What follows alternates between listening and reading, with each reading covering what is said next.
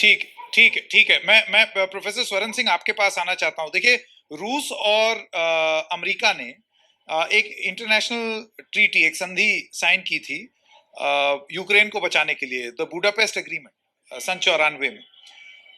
आज आप देखिए किस तरीके की स्थिति है कि आपने जो एरिया हैं जो कंट्रोल में नहीं है, या जहां पर रूस का दबदबा है, अलगाववादी वहां पर हैं, उसको मान्यता दे दी है रूस ने, और यूएस अभी तक कुछ खास कर नहीं पाया है। मैं आपसे ये जानना चाहता हूँ, ये जो अंतर्राष्ट्रीय संधियां होती हैं, ट्रीटीज होती हैं, इनके फिर मायने क्या रह जाते हैं?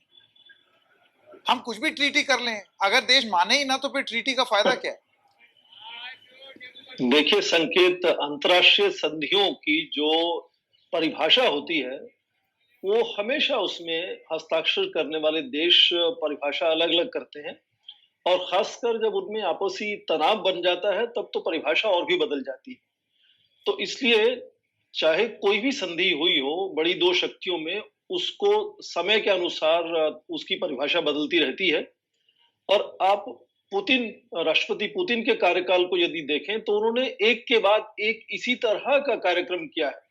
ये रणनीति उनकी हमेशा सफल साबित हुई है। वो चाहे शुरू में मालदोवा का ट्रांसनिस्टर क्षेत्र हो, या फिर उसके बाद ये जॉर्जिया में साउथ ओसेशिया, अब्खाजिया हो, उसके बाद ये क्राइमिया हो, और अब ये हम देख रहे हैं कि उनकी जो है पीस कीपिंग फोर्सेस, ये जो दो लुहांस्क और दोनेत्स्क का पीपल्स रिपब्लिक है, वहां जाने वाली हैं, जा रही हैं, शुरू हो गई है। तो ये लगातार जो उनकी रणनीति सफल रही है वही चल रही है आगे। और यहां तक ये भारत का सवाल आपने बीच में संकेत उठाया था, तो भारत तो हमेशा से ही निर्गुणता की एक तरह से नीति में चलता है, और यदि उससे कुछ फायदा होता है तो नुकसान भी हो सकता है। लगातार हम यदि इस तरह की न्यूट्रलिटी अपनाए रखेंगे और तनाव बना रहेगा तो दोनों तरफ से कुछ ना कुछ नाराजगी हो सकती है। पर 10 सेकंड में मैं ये इसमें जोड़ देना चाहूंगा कि भारत अकेला नहीं है इस तरह की नीति को लेकर आगे बढ़ने की कोशिश करने वाला देश। 4 फरवरी के जो ज्वाइंट स्टेटमेंट हुआ था बीजिंग में राष्ट्रपति पुतिन और शी जिनपिंग के साथ, उसके बाद उम्मीद थी कि सुरक्षा परिषद में चीन जो है वो रूस का साथ देगा, उसके साथ खड़ा होगा। ऐसा नहीं हुआ है।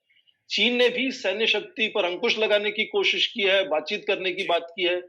ठीक वैसे ही अमेरिका के साथ भी आप देखें, जो बड़े दो राष्ट्र यूरोप के हैं, जर्मनी और फ्रांस, वो अलग से शटल डिप्लोमेसी कर रहे हैं पुतिन के साथ।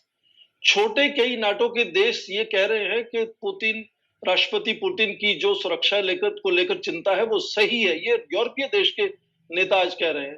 तो नाटो में भी बिखराव है, अलग अलग देश अपने राष्ट्र हित को सामने रखते हुए बात करते हैं, और भारत भी बिल्कुल वैसा ही अलग अलग देश अपनी अपनी रणनीति बना रहे हैं, कोई एक साथ नहीं है।